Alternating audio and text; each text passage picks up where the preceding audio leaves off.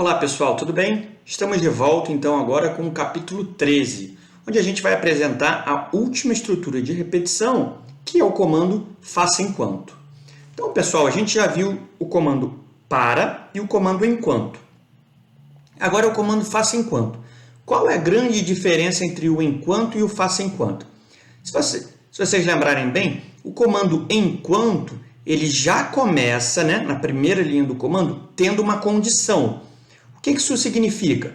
Quando o compilador estiver executando e ele chegar naquela linha, caso a nossa condição, por algum motivo, seja falsa, o resultado dela, naquela comparação que ela realiza, der falso, ele não vai entrar no par de chaves do comando. Ou seja, ele vai pular essa estrutura e vai continuar a execução. Tudo bem? E o faça enquanto? Aí é que está a diferença. O faça enquanto, a condição, ou seja, a comparação condicional, aparece na última linha do comando. Então, o comando vai começar. Vamos só reparar aqui a sintaxe no nosso livro. O comando começa com a palavra faca, tudo bem? Não é faça, lembrando que não tem acentuação, nem C cedilha na escrita de algoritmos.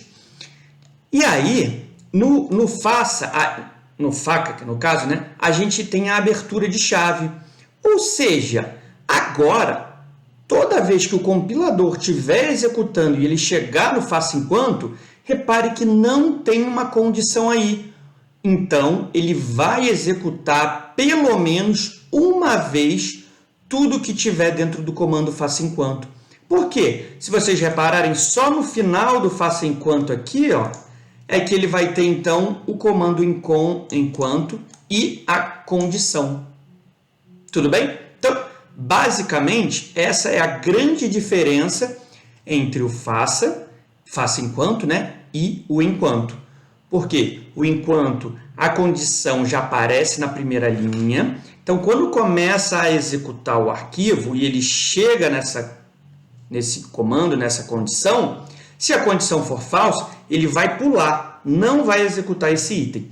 Já no faça enquanto não, a condição aparece no final, então o compilador vai executar pelo menos uma vez o que tiver dentro do par de chaves do faça enquanto, e aí sim, depois é que ele chega então na condição. E aí, se a condição der falso, ele não vai continuar repetindo. Se por acaso a condição der falso, ele volta para o faça e vai continuar executando até essa condição ser falsa. Tudo bem? Esse é o funcionamento. Mas aí a gente cria então aquela dúvida. Bom, quando é que eu tenho que utilizar uma e quando é que eu tenho que utilizar outra? Então aqui vai uma dica. Basicamente, normalmente, a gente utiliza o faça enquanto para a gente realizar validação de entrada. O que vem a ser validação de entrada? Validação de entrada é o seguinte, quando a gente tiver um algoritmo que ele tenha que verificar o que o usuário está digitando na entrada. Por exemplo, faça um algoritmo que só aceite números entre 20 e 30. Repare que a gente tem aí uma condição. O usuário só pode digitar entre 20 e 30. Porém, o teclado tem todas as opções de números para o usuário digitar. Então, a gente não tem como bloquear o que ele vai digitar, mas a gente tem como verificar o seguinte, o que vai dar de entrada no nosso algoritmo, a gente consegue validar. Então, se por acaso vier na entrada algo diferente entre 20 e 30, nesse meu exemplo aqui hipotético, a gente então vai avisar o usuário, digite novamente o número. Digite novamente o número. Beleza? Até ele digitar o número correto. Quando ele digitar o número correto, aí sim a gente então vai sair desse trecho de código. Basicamente é para isso que a gente utiliza o comando faça enquanto. Então, vamos só lá no código para a gente ver isso funcionando.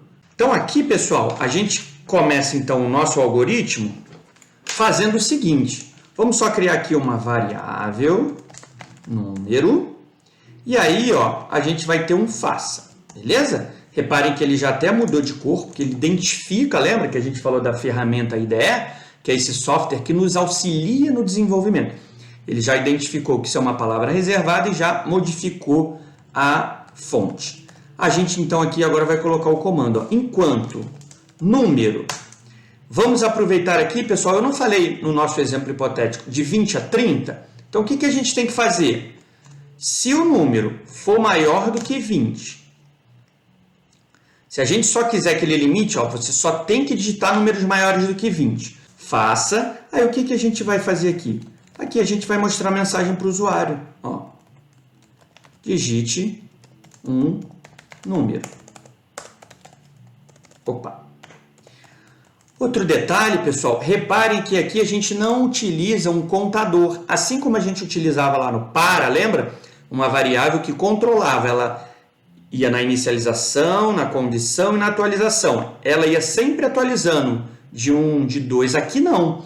Aqui a gente está utilizando uma variável que vai receber do teclado esse número, e esse número é que vai ter atualização, condição e, no caso, a inicialização. Porém, como a gente falou que o faça executa pelo menos uma vez, a gente não precisa ter a inicialização nesses casos, tudo bem?